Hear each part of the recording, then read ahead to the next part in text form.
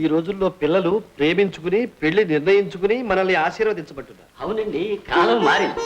మా పెళ్లిలో పురోహితుడు ప్రమాణాలు చేయించి మధ్యలో ఉన్న తెర తీసే వరకు ఈవిడ గారి ముఖవేరా చూడలేదు లేదు.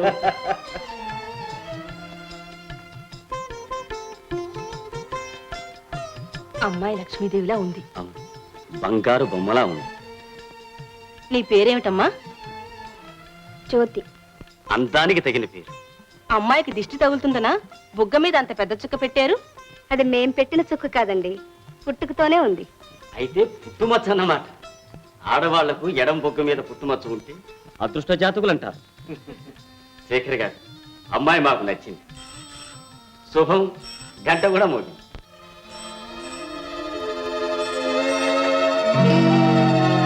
చూడండి డాక్టర్, ఈ పుట్టుమచ్చ బ్యూటీ స్పాట్ లాగా ఎంత అందంగా ఉందో.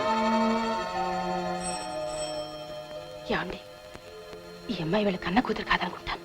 ఏమిటి నువ్వనేది? ఏమండి, ఈ అమ్మాయి మీ కన్న కూతురేనా? కన్న కూతురు కాకపోయినా అంతకన్నా ఎక్కువగా పెంచాం.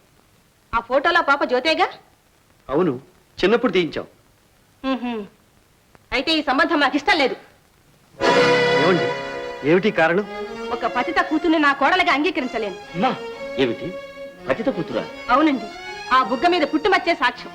నేను పనిచేసే హాస్పిటల్లోనే ఆమె ప్రసవించింది. ఆ కాన్పు నా చేతుల మీదుగానే జరిగింది. ఆవిడ ఆనాడు చెప్పిన మాటలు నాకు ఇంకా జ్ఞాపకం ఉండాలి. తాను క్షమించరాను నేరం చేసినట్టు స్వయంగా అంగీకరించింది. ఈ పిల్ల సక్రమమైన సంతానం కాదు. క్షమించండి, మీరు అనుకున్నట్లుగా జ్యోతి తల్లి పతిత కాదు. నిజం చెప్పాలంటే ఆమె పవిత్రురాలు. ఈ సంగతి మీకెలా తెలుసు? నేను చిన్నప్పటి నుంచి ఆ ఇంట్లోనే పెరిగాను.